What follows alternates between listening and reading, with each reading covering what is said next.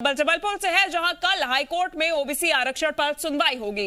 Chief justice की bench में OBC आरक्षण पर सुनवाई होगी। ओबीसी आरक्षण से जुड़ी सभी 55 याचिकाओं पर सुनवाई होगी। कई मामलों में हाईकोर्ट से ओबीसी के 27% आरक्षण पर अंतरिम रोक लगी हुई है। 27% ओबीसी आरक्षण के पक्ष और विपक्ष में सभी लंबित दायर याचिकाओं पर अब कल सुनवाई होने जा रही है। तो कल जबलपुर हाईकोर्ट में ओबीसी आरक्षण पर सुनवाई होगी।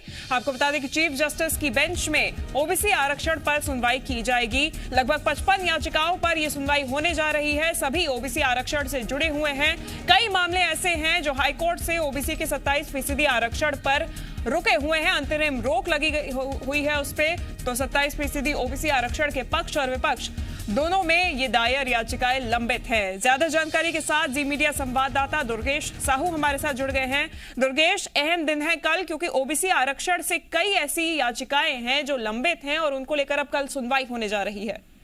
बिल्कुल बेहद अहम दिन है, क्योंकि मध्य प्रदेश में 27% ओबीसी आरक्षण के मामले पर काफी राजनीति हुई है।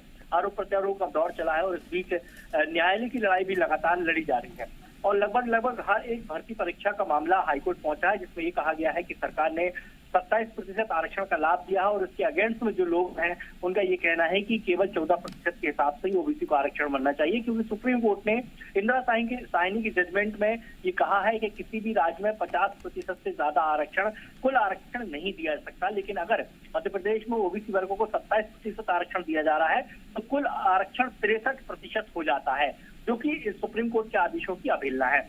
इस मुद्दे को लेकर लंबे समय से बहस चल रही है, फिर चाहे वो पीएससी की भर्ती परीक्षा हो या फिर मेडिकल की भर्ती परीक्षा हो, ये तमाम मुद्दों को लेकर।